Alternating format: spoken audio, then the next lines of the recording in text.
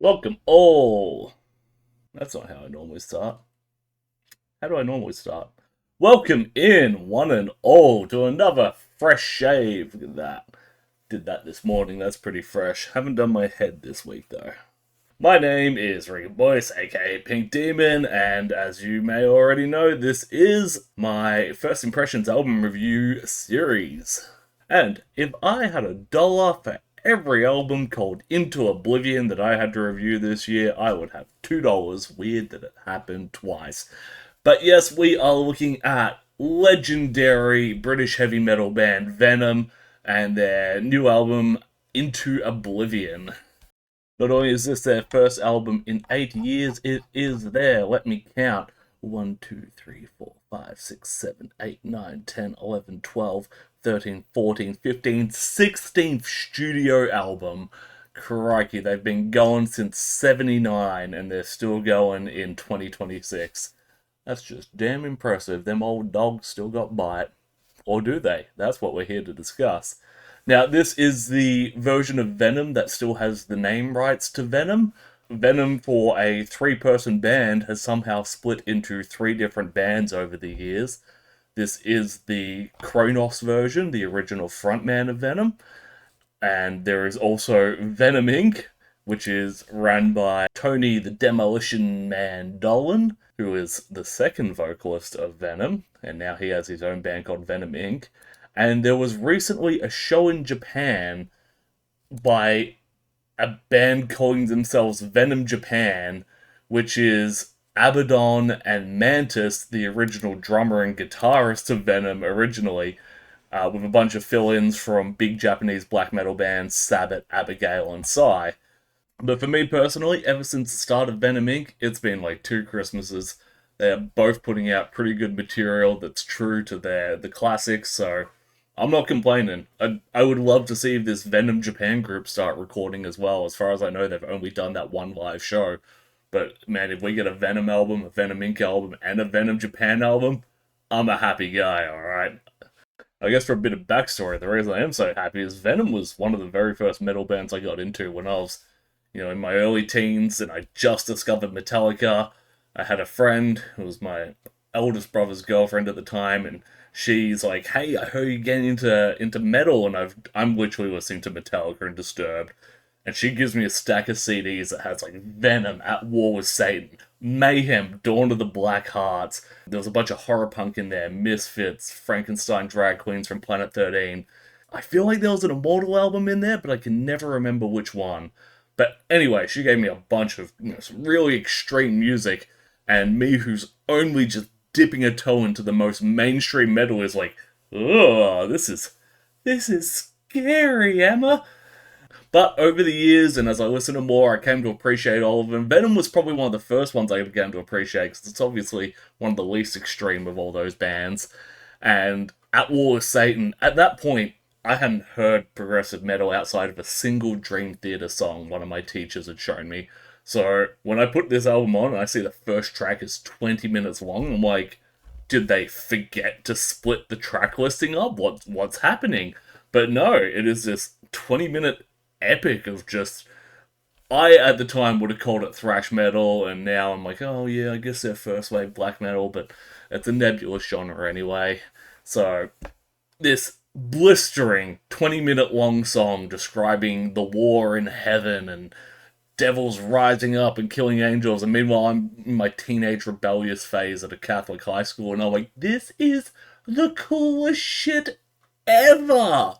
So I fell in love with Venom there, and then obviously I've gone back and listened to the classics, and then from there branched into that black metal mindset. So all that is to say, me and Venom go way back to, day 2 of my metal journey, and I love them very dearly. So, the fact that they're still putting out albums after all this time, like I said before, I'm very happy. Now, ripping a band-aid off, I'm going to get into it because there's been some discussion around this. There may or may not be AI artwork on this album. I honestly can't tell. I could see why you'd make the accusation, but I'm not so certain of it that I would make the accusation myself. This could easily be just an edited digital photo or something, I wouldn't bet the house on it. I'll have it up on screen, you look at it, you decide. I'm not going to throw the whole baby out with the bathwater on this one.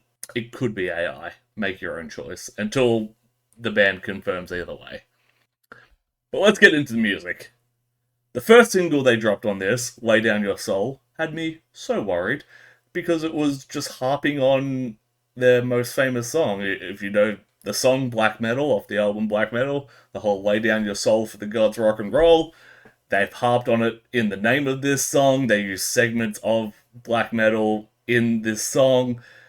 And I'm like, oh, this is not a good start. This is maybe a victory lap, or maybe even like they're just recycling old material, basically doing the nostalgia. Hey, remember that one? Remember the song that kicked off a genre? We did that. Remember Venom, please? So I was worried.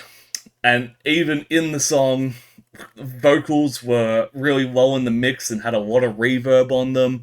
It's almost like they're too far away from the mic in an echoey room. And it's not a consistent issue throughout the entire album, which is even weirder. You know, if it happened the entire album, it's a stylistic choice that I don't like. If it happens on and off for the entire album, then it's just kind of sloppy work in the mixing or recording section. So that's disappointing. And the rest of the mix, pretty typical for Venom. It's not the best they've sounded, but it's probably average. So I can't complain too much, although, yeah, I do wish a little bit more attention was put into it. It couldn't have hurt. As I get further into the album, it's definitely a band that is resting on their laurels and legacy. They don't have any pressure to evolve at this point. Sadly, we'll probably never get like a brave, artistic pursuit like At War with Satan from them ever again. But on the other side of the coin, this album sounds like their old stuff. It'll please their existing fan base, and I doubt, 60 years into the game, they're trying to grow their fan base particularly much these days. They are, let's be faced, in the twilight of their career. And honestly, for a lot of this album, kind of shows it's a little bit slower than the pace they've played in the past. And you can't blame them for that. Age makes fools of us all. But then, 5 tracks into this album, I've warmed up a little bit, and then Death the Leveler hits. And I'm like, holy shit, this is good. Out of nowhere, they just apparently switch on the creativity. It still sounds like Venom, but it feels like they've, really innovated, written new riffs, made sure it doesn't sound exactly like the old stuff while still carrying the legacy forward. And I was really getting into it. And then the next track, we might not get a 20-minute epic from them again, but 5 minutes of really well-written first-wave black metal on As Above, So Below. I'll take it. After such a slow opener for the album, with a whole lot of stock standard songs, it was bizarre to see such an impressive song come out, but man, I'm stoked for it. And the good times just keep on rolling after that until you hit Live Loud, and it's got this sick two-stepping beat. But it doesn't feel influenced. It doesn't feel like they've gone out and they've heard, hardcore for the first time and like, oh, cool, we could put that. It almost feels more like they've just reinvented it from first principles and just switching up their own sound and bringing in those, really early punk influences that they had and putting it into the album now. And, man, it's such a good song. It just makes me want to tear it up in the pit, and I would honestly love to hear a modern hardcore band cover this song. I think it is written for modern hardcore, and it's so weird to hear a 70s metal band doing it instead. Sadly, after that, the album falls off again towards the end. Metal Bloody Metal is back to just being really boring and uninspired and being like, yeah, heavy metal's cool. And I'm like, yeah, I guess, but is that all you got to say after all these years? Dogs of War actually just sounds like shit. It sounds like a demo take. It's got all these sound effects in it. I don't know, mask up the fact that it's just a really bad song. Death Witch has a fun chorus with a gang vocal in it, but again, really badly mixed. You can hardly hear the gang vocal. And it ends on Unholy Mother, which, again, is not particularly notable. If this was an EP that just ran from Death the Leveler to Live Loud, I would say this is a top-tier EP, and I would be blown away, and I would be singing from the rooftops that Venom still got it in 2026. Unfortunately, it's a reverse shit sandwich. Like, the filling is the only good part, and either side is just a massive letdown. And again, it's kind of expected. A band that's been going since 1979, putting out their 16th studio album. No one's expecting them to reinvent their sound and reinvent their wheel at this point. But I think it is just because it's got those 5 tracks in the middle that are so good that it creates a contrast that makes the rest of the album look bad. And if you just had those 5 tracks, you'd have, a narrower scope, but you'd feel really positive about it. Even still, I would recommend checking out this album if you're an old Venom fan. It sounds like old Venom. Venom Inc. sounds like old Venom. Again, like I said, 2 Christmases. Maybe this isn't the best Christmas. Maybe you got socks this year and not a Nintendo 64. But it's still Christmas, baby. So get amongst it. If you're a new fan, you've never heard Venom before, I probably wouldn't get on this. I'd go back to the classics. I'd listen to At War with Satan and Black Metal, and maybe work your way up to this, going through their entire catalogue, because, this isn't a must-visit album. Which is a shame, because some of their more modern albums are. I really, really love Fallen Angels.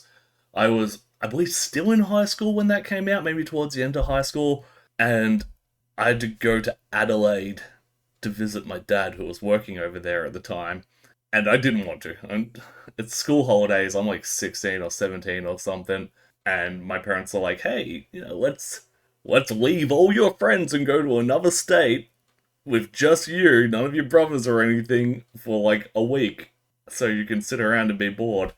And I was, and then Dad took me to a record store, and he was like, buy yourself a CD, give yourself something to listen to while you're here.